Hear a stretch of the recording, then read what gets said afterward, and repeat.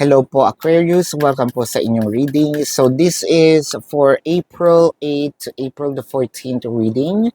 Para po sa mga bago, don't forget to click the subscribe button, smash the like button, comment below kung kayo po ay nakaka-resonate, and hit the notification bell.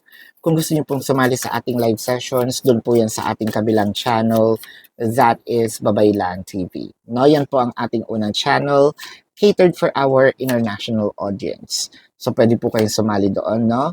I want you to know that this is a general reading. You may resonate po sa buong reading na ito or baka konti lang. Take what's only yours. Simulan na natin Aquarius. So ang nakikita natin dito, parang ito yung time na wag na tayong magdalawang isip, no? Kasi chances are pag pinagbigyan natin yung doubt dito sa ating pag-iisip, chances are mamimiss natin yung opportunity na ito na matagal na nating inaantay. With the Hermit, the Chariot, the Justice, the Nine of Cups. Napakaganda ng flow. However, dito tayo magkakatalo sa Hangman, the Temperance, and the King of Pentacles. Dahil siguro heighten yung iyong emotion, no? Either galit ka, masama ang iyong timpla, no? Nasira ang iyong araw, chances are hindi mo ito papansinin. Kahit na alam mong ito ang magiging solusyon para magkasundo, magkausap, magkita, magkaroon kayo ng pagkakaayos. I feel like matagal na itong misunderstanding na ito. Meron ding mga chances na dapat nagkita kayo, hindi lang natupad because for some reason, I feel like either meron dito kailangan bumawi no, with the Justice. I feel like ito yung magiging answers, no, doon sa mga issues, sa mga nangyayari sa, again, pagkakaayos. With regard to the singles, for singles and may mga crushes, I think that this is also the time para somehow ma-express natin yung nararamdaman natin, somehow masabi natin, no? If this, I think that this is also the time wherein your person will understand what you're going through. Kung meron tayong mga pinagdadaanan, let's say nasasaktan tayo, pwede naman nating iparamdam, no, sa kanila na, oy, kahit pa paano nagseselos ako, alam kong wala akong karapatan, dun sa mga singles, crushes, and no labels, no? Pero nakakasakit, naiintindihan niya. So, dahil meron din ditong emotion kahit papano, I feel like gagawa ito ng paraan para hindi ka masaktan, no? So, kung meron man dito mga selos, I think i-eliminate yun, no, ni person. With, dito po sa mga in a relationship or married couple, meron kang gustong i-clarify dito kung saan ito galing, bakit ito nawala, saan ito pumunta, sino ang kasama, no? There might be something that this person said, pero I think that you think that you are assuming you're smelling something fishy na hindi ka naniniwala. For you, parang medyo joke, no? Parang sa'yo may konting hinala. I feel like mapapatunayan nito ni person. All you just need to do is to really ask, no?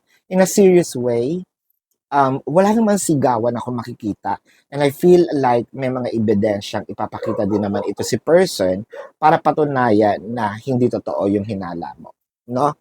Doon sa third party situation, I feel like meron ditong sasabihin si person na ikatutuwa at ikasasaya ng iyong puso, no?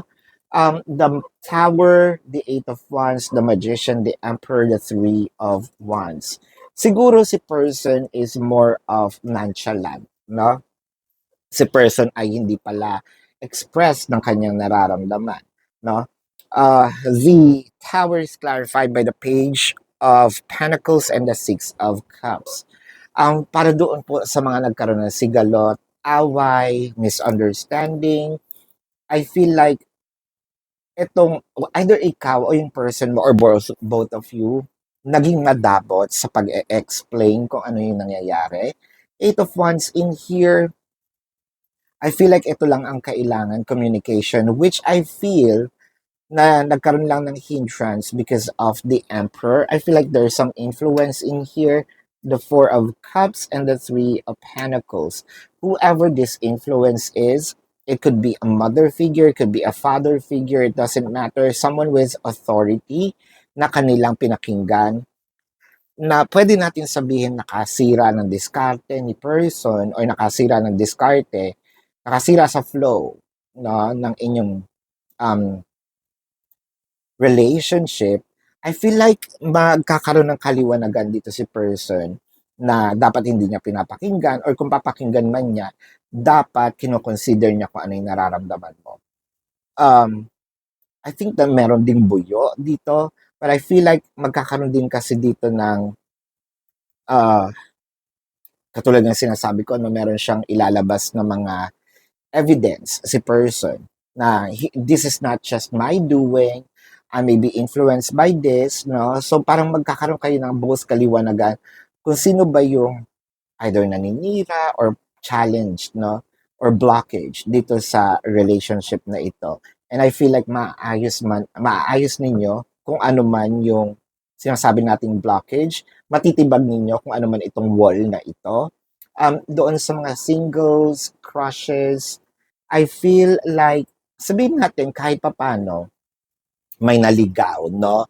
Um, umakit or yung attention ni person nabaling sa kanila. But I feel like panandalian lang and mamimiss din niya yung mga ginagawa mo. I feel like medyo lumayo tayo ng kaunti kasi nga nagselos or sabihin natin hindi tayo masyadong nagpapakita, no? Nag-express lately. Doon sa mga no labels and probably third party situation, um, meron kang inaantay dito eh. Probably you requested it a long time ago na hindi naman ito na um, naibigay, hindi ito nai-offer, no? Or hindi na paghandaan. But I feel like hindi pa rin naman yan maibibigay. However, maaalala niya and there will be a reschedule of it. Sa I mean, in a relationship and marriage situation, siguro nami-miss nitong or nami-miss nyo, no, both of you, yung mga dati nyo kinakainan, dati nyo pinupuntahan, probably babalik kayo doon, walking down memory lane, or mapag-uusapan. I'm seeing sweet conversations in here kahit medyo malayo, no? Sa isa't isa. And I think that this will be a bond for the both of you to continue and strengthen, no, your connection. So let's check the zodiac sign of your person. Pero bago po yan, gusto ko pong ipaalala sa inyo na dun po sa kabilang channel, Babaylan TV, no, dun po tayo nagla-live. Pwede po kayong sumali doon. Kung hindi nyo maabutan, pwede naman kayong magtanong dito sa ating comment section as long as yung question po is answerable by yes or no. Pero kung hindi po kayo papatulugin ng yes or no na sagot lang, dumiretso na po kayo doon sa ating website. There is a link sa description box ng video na ito, nandun po yung link. Click the link, you will be routed to my website. Nandun po yung information, name, number, QR code, amount per question. Take advantage of the 4 questions plus 1 kasi po discounted yon. And if you want to book a private reading, nandun din po siya. No? So Aquarius, let's check the zodiac sign of your person. Scorpio, Sagittarius, Taurus, Leo, Virgo, Pisces, Aries, Cancer, Libra, Leo, Capricorn. Yeah, Virgo is here, Cancer is here. Yan. So this is your reading. Love and light to you. Namaste. See you po sa susunod na readings. Goodbye.